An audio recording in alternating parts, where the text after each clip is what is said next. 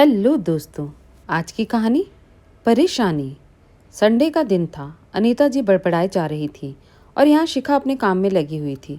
पता था कुछ भी बोलना अपना ही सिर फोड़ने के बराबर है, इसलिए चुपचाप कामों में लगी थी। यह तो रोज का ही तमाशा था। वर्किंग है इसलिए रोज तो बच जाती थी, पर आज संडे है तो सुनना ही पड़ेगा। आज तो फिर भी अनीता जी अकेले ही बैठी थी, नहीं तो बेटा शशांक भी साथ में बैठकर पंचायत कर ही रहा होता था। और दोनों माँ बेटे का सबसे फेवरेट टॉपिक भी शिखा ही होती थी। खैर, थोड़ी देर पहले ही शिखा की दीदी और जीजा जी आकर गए हैं। शशांक घर पर नहीं था और सासू माँ भी उनके साथ बैठकर बात नहीं कर रही थी, इसलिए उन्हें चाय नाश्ता देने के बाद शिखा उनके पास बैठकर खूब हंस बोल रही थी। बस यही बात अनीता जी ने पकड़ ली और उसे सुनाई जा रही थी। अरे, हमारी भी बेटियां आती हैं, लेकिन मजाल है कोई इतना हंस बोल ले उनसे। एक तो बहुएं खुद ही फर्क करती हैं ससुराल वालों और मायके वालों में, ऊपर से कहती हैं कि ससुराल वाले हमें अपना नहीं मानते। अब क्या जान ही दे दें इनके पीछे। इतनी देर में शिखा ने अपना काम निपटाया और अपने कमरे में चली गई। उसे इस तरह चुप देखकर अनीता जी और जल भुन गई। अब तो बात उनके ईगो पर आ चुकी थी। अब तो उन्होंने और जोर से बोलना शुरू कर दिया, तो शिखा को निकलकर बाहर आना ही पड़ा। क्या बात है मम्मी जी, आपको मुझसे क्या परेशानी है? मुझे परेशानी है? अरे, परेशानी तो तुझे है मेरी बेटियों से। जब वे लोग आती हैं तो उनके पास बैठकर बात तक नहीं करती। अरे, मेरी बच्चियों की एक ही भाभी है, थोड़ा सा मान सम्मान दे दोगी तो तुम्हारा क्या बिगड़ जाएगा? मेरे बच्चों का भी मन भरा रहेगा अपने मायके से। माफ़ करना मम्मी जी, लेकिन मुझे भी चुपचाप बैठने का कोई शौक़ नहीं है, पर पता तो चले कि कब कौन सी बात पकड़ ली जाएगी, इसलिए चुप रहती हूँ, कहकर शिखा अपने कमरे में चली गई। अनीता जी को अपनी और अपनी बेटियों की गलतियाँ अच्छे से याद आने लगी। जब शिखा शुरू में शादी होकर घर आई थी, वह जब भी साथ बैठकर कोई बात करती तो उसकी हर बात को पकड़कर उसका मुद्दा बना दिया जाता था, और जब तक शिखा माफ़ी ना मांग ले उस मुद्दे को रबड़ की तरह खींचा ही जाता था।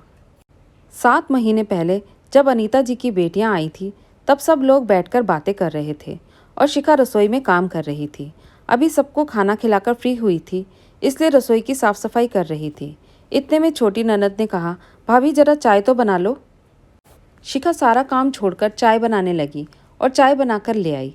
देखा तो ट्रे में 3 कप चाय थी। यह देखकर अनीता जी ने कहा, बहू यह तो सिर्फ 3 कप चाय है, हम तो 4 लोग हैं। मम्मी जी, आपने ही तो कल मना किया था कि खाना खाने के बाद मैं कम से कम 1 घंटे तक चाय नहीं पीऊँगी। आपको गैस की समस्या हो जाती है ना? वाह भाभी, आप ही सास को चाय पीने से मना कर रही हो, वो भी उन्हीं के घर में। वाकई आपकी हिम्मत की तो दाद देनी पड़ेगी, छोटी ननद ने कहा। एक बार पूछ तो लेती मुझसे कि मैं चाय पीना चाहती हूँ या नहीं, पर मम्मी जी कल ही आपने कहा था। अब तुम मम्मी को बताओगी कि उन्हें क्या करना है और क्या नहीं। मम्मी की 1 कप चाय भी तुम्हें भारी पड़ रही है? अभी तो मेरे सामने ही मम्मी से ऐसा व्यवहार कर रही हो, तो मेरे पीठ पीछे तो पता नहीं क्या क्या करती होगी, शशांक ने कहा, जैसे शिखा उसकी माँ पर अत्याचार करती हो। पर शशांक जी, मैंने तो। अरे हद है, जबान पे जबान लड़ाई जा रही है। ऐसा नहीं कि अपनी गलती ही मान ले, अब की बार बड़ी ननद ने कहा। उसके बाद तो जब तक चारों ने मिलकर शिखा को जी भर के नहीं सुना लिया, तब तक उसका पीछा नहीं छोड़ा। शिखा की तो आंखों से आंसू ही आ गए। वो दिन था और आज का दिन है। शिखा कभी इन लोगों के साथ बैठकर बात तक नहीं करती, जितना ज़रूरी हो उतना ही बोलती है। शुरू में तो घुटन भी होती थी, इस कारण से उसने जॉब ज्वाइन कर लिया। हालांकि शशांक और अनीता जी ने मना भी किया, पर शिखा नहीं मानी। अब घर का काम निपटाती है और अपने वर्किंग प्लेस पर चली जाती है। शाम को आकर अपना काम निपटाया और सीधा अपने कमरे में। ननदें आती हैं और अपना सा मुँह लेकर ही चली जाती हैं। उनसे भी सिर्फ उतनी ही बातें जो ज़रूरत भर जरूरी है। धन्यवाद दोस्तों। कैसी लगी आपको ये छोटी सी कहानी? पसंद आई तो लाइक और शेयर ज़रूर कीजिए। अगर नए हैं तो चैनल को सब्सक्राइब करना बिल्कुल मत भूलिए।